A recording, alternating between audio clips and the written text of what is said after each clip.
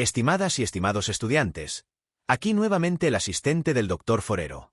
En esta cápsula nos centraremos en mecanismos celulares de la inmunidad innata y adaptativa. Como introducción queremos mostrar a través de esta diapositiva la secuencia temporal y funcional de los mecanismos celulares de la inmunidad innata y adaptativa frente a una infección, destacando cómo se coordinan para eliminar a los microorganismos invasores. Frente a una infección, el sistema inmunológico responde de manera secuencial a través de dos grandes mecanismos: la inmunidad innata y la inmunidad adaptativa.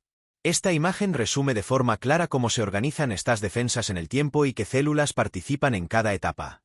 La inmunidad innata es la primera en activarse, actuando durante las primeras horas tras el ingreso del microbio. Esta defensa inmediata depende de barreras epiteliales, como la piel o las mucosas, y de células especializadas como los fagocitos, que engullen al patógeno, y las células dendríticas, que además de participar en la defensa inicial, tienen un rol clave en la activación de la respuesta adaptativa. También participan mastocitos, linfocitos NK, y proteínas del sistema del complemento, todos ellos trabajando de manera rápida, aunque no específica, para contener la infección. A medida que pasan los días, si el microbio persiste, se activa la inmunidad adaptativa. Aquí intervienen linfocitos B y T, que requieren de más tiempo para activarse pero que ofrecen una respuesta altamente específica. Los linfocitos B producen anticuerpos capaces de neutralizar al patógeno, mientras que los linfocitos T, tanto CD4 como CD8, coordinan o ejecutan la destrucción de células infectadas. Esta respuesta no solo es más precisa, sino que también genera memoria inmunológica, clave para responder más eficientemente en futuras infecciones. Así, ambas ramas del sistema inmune trabajan de manera coordinada. La inmunidad innata actúa como una defensa rápida y general, y la inmunidad adaptativa toma el relevo con una respuesta específica y duradera. Esta interacción secuencial es fundamental para la eliminación efectiva de los agentes infecciosos.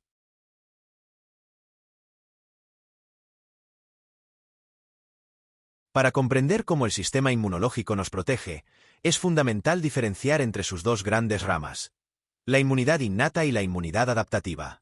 Esta tabla compara sus principales características y componentes, revelando cómo ambas trabajan en conjunto, pero con roles muy distintos.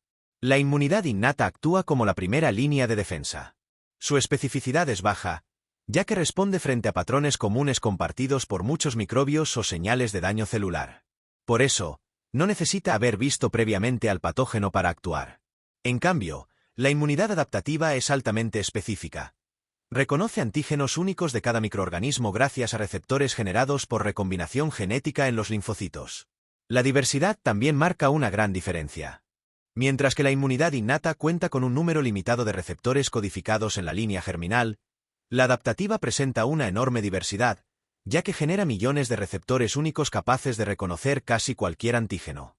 Otro punto clave es la memoria inmunológica. La respuesta innata no genera memoria, lo que significa que responde igual ante cada exposición. Por el contrario, la inmunidad adaptativa sí genera memoria, permitiendo respuestas más rápidas y eficaces ante futuras infecciones. En cuanto a la tolerancia, ambas ramas están entrenadas para evitar atacar lo propio. Esta capacidad de no reactividad frente a lo propio es esencial para prevenir enfermedades autoinmunes. Si analizamos los componentes, vemos que la inmunidad innata utiliza barreras físicas como la piel, secreciones antimicrobianas y células como macrófagos, neutrófilos o natural killers. Estas células actúan de forma rápida y generalizada. En la adaptativa, en cambio, los linfocitos B y T son los protagonistas. Estos requieren activación previa, pero una vez activados, son capaces de eliminar de forma específica al patógeno. Finalmente, en lo que respecta a las proteínas secretadas, la innata utiliza el complemento y lectinas, mientras que la adaptativa produce anticuerpos que neutralizan al antígeno con alta precisión. La inmunidad adaptativa representa un sistema altamente especializado que se activa en respuesta a la exposición a antígenos específicos. A diferencia de la inmunidad innata, esta respuesta no es inmediata, pero es mucho más precisa y eficaz frente al patógeno. Uno de sus rasgos más destacados es la memoria inmunológica, que permite al organismo recordar al patógeno y responder con mayor rapidez y eficacia ante futuras exposiciones. En esta imagen podemos ver representada esa dinámica. Al inicio, cuando el antígeno X entra por primera vez al organismo, se activan linfocitos B vírgenes específicos contra ese antígeno. Esta activación da origen a células plasmáticas productoras de anticuerpos y a linfocitos B de memoria. Sin embargo, esta respuesta primaria es más lenta y de menor intensidad. Semanas más tarde, cuando el organismo vuelve a exponerse al mismo antígeno X, la respuesta es completamente diferente. Los linfocitos B de memoria se activan rápidamente, se diferencian en nuevas células plasmáticas y generan una respuesta secundaria mucho más rápida e intensa, como lo muestra el gran aumento en el título de anticuerpos específicos. Simultáneamente, si aparece un nuevo antígeno Y, se inicia una nueva respuesta primaria con los linfocitos B vírgenes anti-Y. Así, el sistema puede generar memoria frente a múltiples antígenos de forma simultánea, manteniendo un arsenal inmunológico adaptativo que evoluciona con cada exposición. Este mecanismo es la base de las vacunas y de muchas terapias inmunológicas modernas, ya que nos permite preparar al sistema inmune para combatir infecciones incluso antes de que ocurran. El reconocimiento inmunitario es el primer paso fundamental en la activación del sistema inmune. Tanto la inmunidad innata como la adaptativa poseen mecanismos de reconocimiento, pero estos son específicos, distintos y complementarios. En la inmunidad innata, el reconocimiento se dirige a estructuras compartidas por grupos de microorganismos, como patrones moleculares asociados a patógenos, PAMPs. Este sistema detecta diferencias generales entre microorganismos y nuestras propias células, lo que permite una respuesta rápida, pero de menor especificidad. En contraste, la inmunidad adaptativa reconoce antígenos con una precisión estructural mucho mayor, permitiendo identificar con detalle cada variante de un patógeno específico. Esto se logra gracias a la enorme diversidad de receptores generados por recombinación somática en los linfocitos T y B. En cuanto al número de receptores, el sistema innato utiliza menos de 100 tipos, que son codificados en línea germinal y heredados, mientras que el sistema adaptativo puede generar millones de receptores diferentes durante la vida del individuo, a través de procesos genéticos exclusivos de los linfocitos. Otra diferencia clave es la distribución. Los receptores del sistema innato están presentes en todas las células de una misma clase, mientras que los receptores del sistema adaptativo son únicos para cada clon de linfocito, lo que garantiza una respuesta altamente específica. Finalmente, en términos de discriminación frente a lo propio, la inmunidad innata ha evolucionado para no reaccionar ante las células propias gracias a mecanismos de tolerancia, mientras que en el sistema adaptativo esto se asegura mediante procesos de selección clonal y eliminación central de linfocitos autorreactivos. Esta diapositiva muestra un resumen claro de los principales receptores celulares involucrados en el reconocimiento inmunitario innato, agrupados según su localización y función. Estos receptores permiten a las células del sistema inmune detectar señales de alarma temprana, como los PAMPs, patrones moleculares asociados a patógenos, y los de AMPs, moléculas liberadas por células dañadas. Podemos distinguir varias familias clave. TLRs. Toll-like receptors se encuentran en la membrana plasmática o en compartimientos endosómicos de células como macrófagos, dendríticas y otras. Son esenciales para reconocer una gran variedad de moléculas microbianas, desde lipopolisacáridos hasta ácidos nucleicos virales. NLRs, Nod-like receptors ubicados en el citosol, reconocen componentes bacterianos intracelulares, como peptidoglicanos.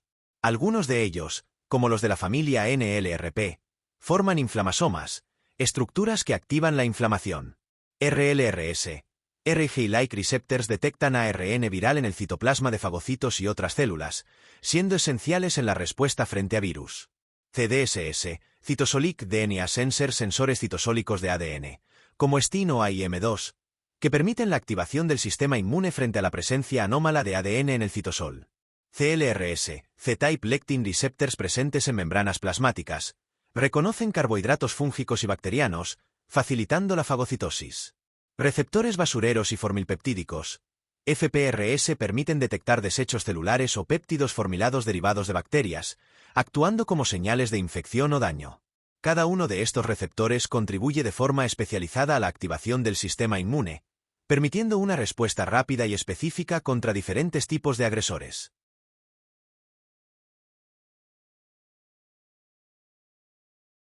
Esta imagen muestra un grupo esencial de moléculas solubles de reconocimiento inmunitario, que forman parte del sistema inmune innato. A diferencia de los receptores celulares, estas moléculas circulan en el plasma y se unen directamente a estructuras microbianas para marcar patógenos y facilitar su eliminación. Entre ellas encontramos pentraxinas, como la proteína C reactiva, PCR, localizada en el plasma. Reconoce fosforilcolina y fosfatidiletonolamina en membranas microbianas dañadas o alteradas, favoreciendo la opsonización y activación del complemento. Colectinas. Incluyen a la lectina ligadora de Manosa, MBL, en el plasma, y a las proteínas surfactantes SPA y SPD en los alvéolos pulmonares. Estas moléculas reconocen glúcidos terminales como manosa y fucosa, y estructuras comunes de bacterias, hongos y virus, ayudando a la neutralización y eliminación.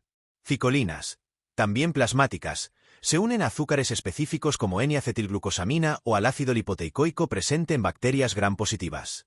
Su unión permite activar la vía de la lectina del sistema del complemento. Complemento, un sistema compuesto por múltiples proteínas plasmáticas que se activan en cascada. Estas reconocen directamente las superficies microbianas, promoviendo lisis celular, opsonización y reclutamiento de células inmunes. La presente diapositiva muestra cómo actúan los receptores tipo TOI, TLR, que son fundamentales en la inmunidad innata al detectar componentes microbianos conservados, como el lipopolisacárido, LPS, ARN viral o peptidoglicanos. Estos receptores pueden estar localizados en la membrana plasmática, como TLR4, o en compartimentos intracelulares como los endosomas, TLR3, TLR7, TLR9, donde reconocen ácidos nucleicos virales. El proceso se inicia con la unión del ligando microbiano al TLR, lo que provoca su dimerización y el reclutamiento de proteínas adaptadoras como MyD88 o TRIF, dependiendo del tipo de TLR. Esto activa distintas vías de señalización intracelular, que convergen en factores de transcripción clave. NFB, que promueve la transcripción de gènes inflammatoriaux como cytokina, TNF, IL1, IL6, quimiokina y molécula de adhesión. IRFS, interferón regulatory factors, que inducen la producción de interferones tipo I, IFN y IFN, esenciales para la respuesta antiviral. La imagen también destaca que esta activación conlleva inflamación aguda, estimulación de inmunidad adaptativa y, dependiendo del contexto, una respuesta antiviral eficiente.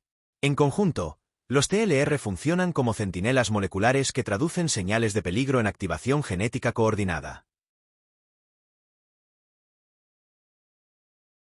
A continuación, la imagen muestra las principales subfamilias y funciones de los receptores tipo NOD, NLR, NOD-like receptors, una familia de sensores citosólicos clave en la inmunidad innata. Estos receptores se activan al detectar señales de daño o infección, PAMPS o DAMPS, y actúan como plataformas de señalización inflamatoria en el interior de la célula. Podemos observar 4 subfamilias. NLRA, como CIITA activada por IFN y encargada de regular la expresión de moléculas del MHC clase 2, esenciales para la activación de la respuesta adaptativa. NLRB, como NAIP reconocen flagelina bacteriana y participan en la activación del inflamasoma, promoviendo la liberación de IL-1 e IL-18 y piroptosis, una forma de muerte celular inflamatoria. NLRC, incluye NOD1, NOD2, NLRC3-5 se activan por componentes bacterianos como DAP y MDP. NOD1 y NOD2 activan NFB, induciendo citoquinas proinflamatorias. Algunos miembros también participan en la activación de inflamasomas. NLRP, NLRP1-10 son los más involucrados en la formación de inflamasomas, estructuras que promueven la maduración de IL-1 beta e IL-18. Son activados por señales como ATP extracelular, cristales de ácido úrico, toxinas microbianas o lipopolisacárido. La imagen resalta cómo estas proteínas combinan dominios específicos, como CARD, PYR, NACHT, LRR, para reconocer señales y reclutar otras moléculas que amplifican la inflamación.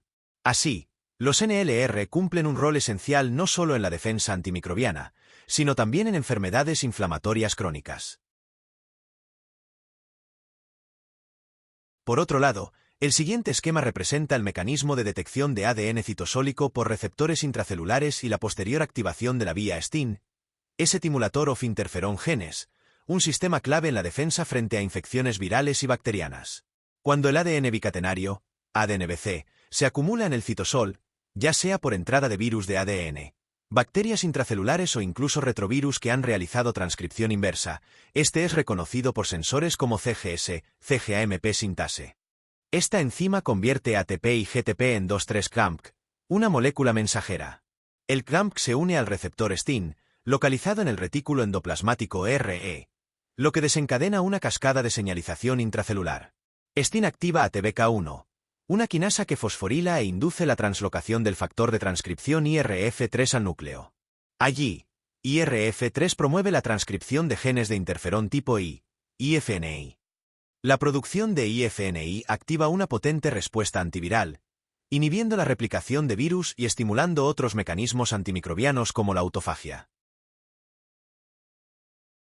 Por otro lado, esta diapositiva ilustra con claridad la formación y activación de los inflamasomas, complejos multiproteicos del sistema inmunitario innato que se ensamblan en el citosol de células inmunes como los macrófagos, en respuesta a señales de peligro como infecciones microbianas, PAMPS, o daño celular, DAMPS. En el centro del proceso están sensores como NLRP3, NLRC4, AIM2 y NAIP5, los cuales detectan distintos estímulos. Por ejemplo, NLRP3 responde al estrés oxidativo, salida de potasio, cristales o ATP, mientras que NLRC4 detecta flagelina bacteriana, y AIM2 el ADN citosólico. Estas señales convergen en la formación del inflamasoma, donde participan adaptadores como ASC y enzimas inactivas como procaspasa-1. Una vez ensamblado, el inflamasoma induce la activación de caspasa-1, que escinde a las formas precursoras de las citocinas IL-1 beta e IL-18, generando sus formas activas. Estas citocinas son esenciales para iniciar una respuesta inflamatoria aguda. Adicionalmente, caspasa-1 escinde la proteína gasdermina D, cuyos fragmentos forman poros en la membrana celular, permitiendo la salida de IL-1 beta e IL-18, y contribuyendo a un tipo de muerte celular inflamatoria llamada piroptosis, caracterizada por la liberación rápida del contenido celular y activación del sistema inmune. Con esta diapositiva damos inicio a una nueva sección centrada en las vías de señalización intracelular, fundamentales para coordinar respuestas inmunes, inflamatorias y celulares ante distintos estímulos. Uno de los ejes centrales de esta señalización es la vía NFB, que regula la expresión de genes clave en inflamación, supervivencia celular, proliferación y apoptosis. La imagen compara dos rutas principales, la vía canónica y la vía no canónica de activación de NFB. En la vía canónica, receptores como TLRS, TNFR e IL-1R activan el complejo IKK, IK-kinemo, que fosforila la proteína inhibidora IB. Esto permite la liberación de los factores de transcripción P65 y P50, los cuales translocan al núcleo para inducir genes proinflamatorios y de supervivencia. En contraste, la vía no canónica, activada por receptores como BAFR, CD40 y RANK, depende de la quinasa NIC y el complejo IK, que procesan P100 a P52, permitiendo la formación del heterodímero P52/RELP que también se traslada al núcleo para activar un conjunto diferente de genes. Ambas vías convergen en la activación de genes diana de NFB, pero difieren en su cinética, estímulos y funciones biológicas, lo que permite una regulación más fina y contextual de la respuesta inmune. Esta diapositiva complementa el estudio de los receptores tipo NOD, NLR, NOD-like receptors, ampliando su relevancia funcional más allá del simple reconocimiento de patógenos. Aquí se muestra gráficamente cómo las actividades de estos receptores se agrupan en cuatro grandes funciones clave del sistema inmunitario. Autofagia. Receptores como NOD2 y su interacción con proteínas como ATG16L1 contribuyen a la activación de la autofagia, un mecanismo esencial para eliminar microorganismos intracelulares y mantener la homeostasis celular. Transducción de señales. NOD1 y NOD2, al detectar estructuras bacterianas como MDP o IEDAP, activan cascadas de señalización intracelular como NFB y MAC, promoviendo la transcripción de genes inflamatorios. Esta vía está mediada por adaptadores como RIP2 y proteínas TRAF, destacando su papel en la inflamación aguda. Activación de la transcripción. Algunos miembros como NLRC5 y CIITA no solo participan en inflamación, sino que directamente inducen la expresión de genes importantes para la inmunidad adaptativa, como aquellos que codifican para moléculas del MHC de clase I2, fortaleciendo la presentación antigénica. Formación de inflamasomas. NLRP3, NLRP1, NLRC4 y otros detectan señales de estrés celular, toxinas o productos bacterianos, ensamblando el inflamasoma y activando caspasa-1, lo que da lugar a la maduración y liberación de IL-1 beta e IL-18, potentes citoquinas inflamatorias. Esta diapositiva profundiza en el impacto inmunológico de la producción de citoquinas proinflamatorias, destacando cómo se genera esta respuesta y sus consecuencias funcionales en la inmunidad innata y adaptativa. Todo comienza con el reconocimiento de PAMPS bacterianos por receptores tipo TLR en la membrana celular. Esta interacción activa la vía de señalización de NFB, lo cual conduce a la transcripción de genes como ProIL-1 beta, ProIL-18 y NLRP3, necesarios para armar el inflamasoma.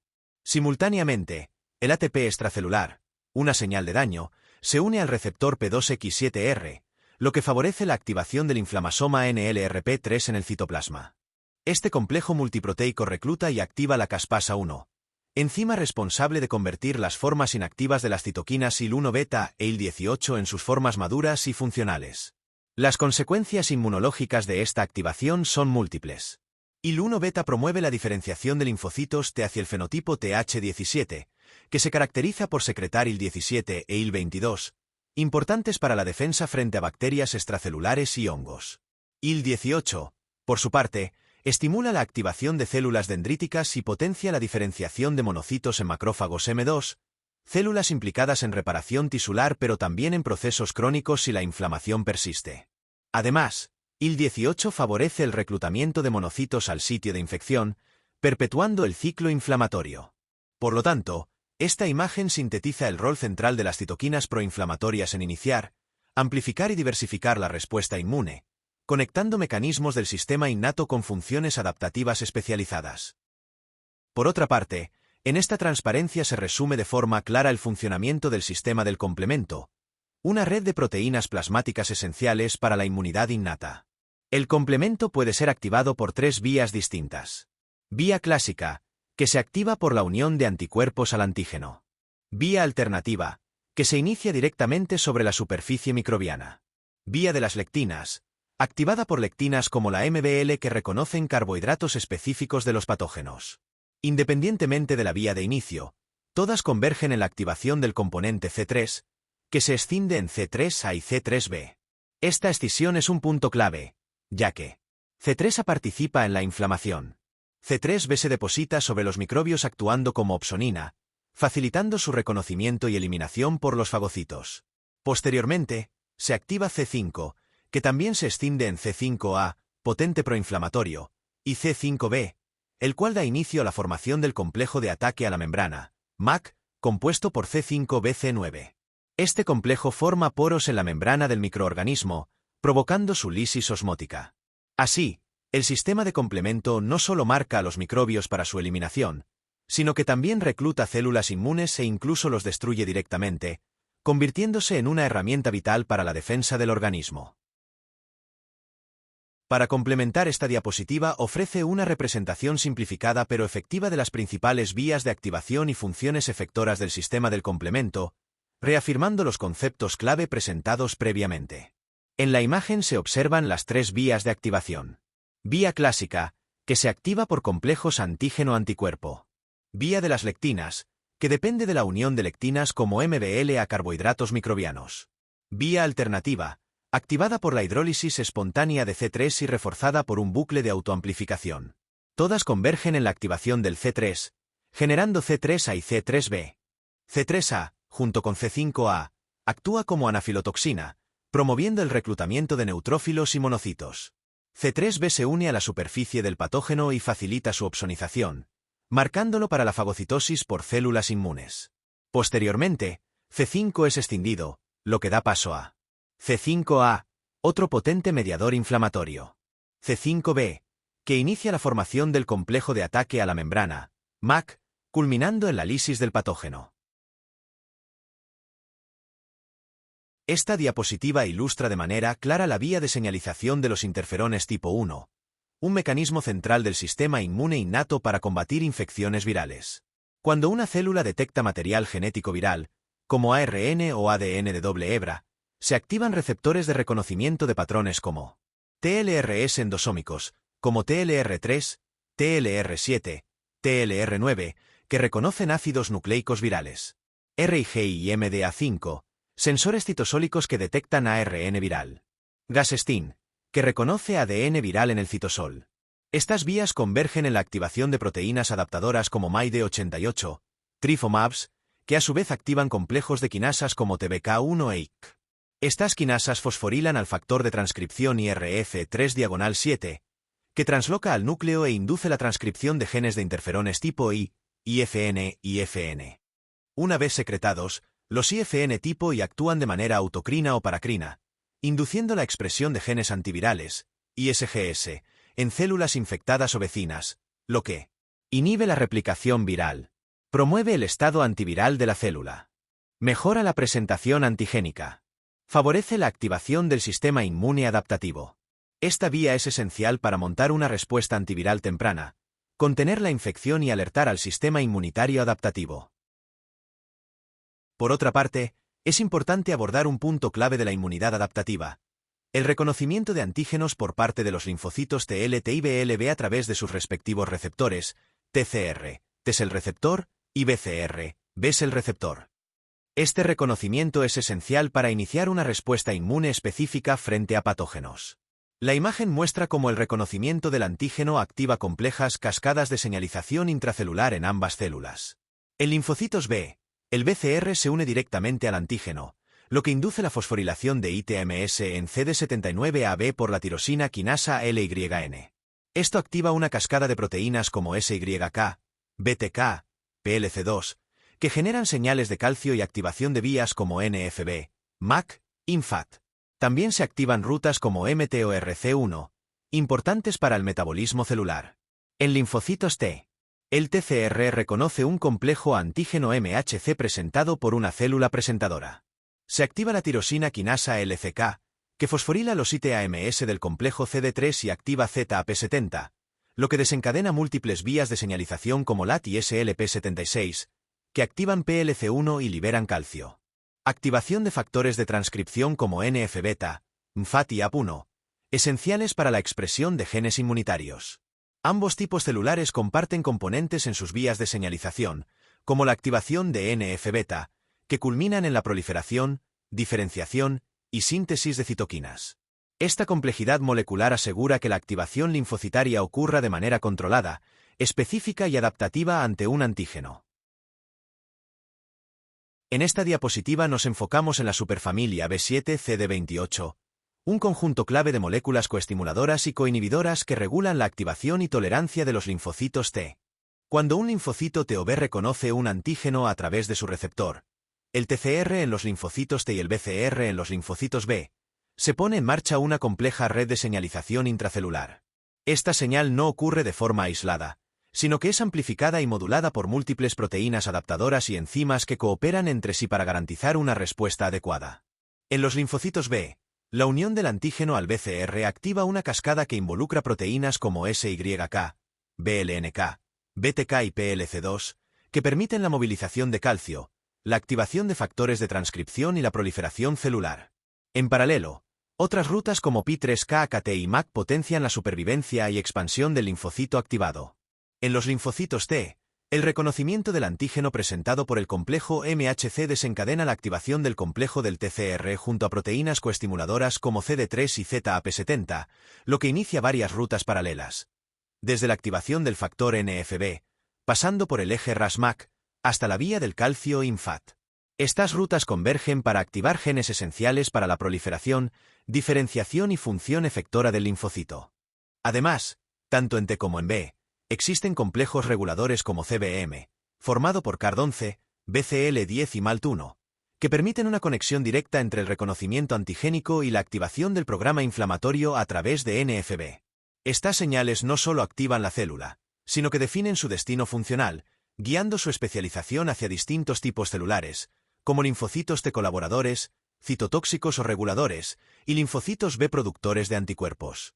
Así, el reconocimiento del antígeno es solo el punto de partida de una red que integra múltiples decisiones que definen el comportamiento del sistema inmunitario adaptativo.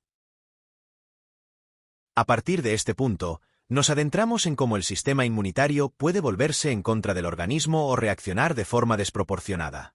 Una de las formas más comunes en que esto ocurre es a través de los procesos de hipersensibilidad, que se manifiestan en condiciones alérgicas o enfermedades autoinmunes. La imagen muestra el mecanismo clásico de una hipersensibilidad inmediata, también conocida como tipo 1.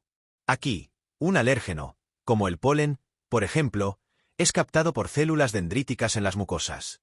Estas células presentan el antígeno a linfocitos T vírgenes, que se diferencian hacia un perfil Th2. Esta señal promueve la activación de linfocitos B y su cambio de clase hacia la producción de inmunoglobulina E, o IgE.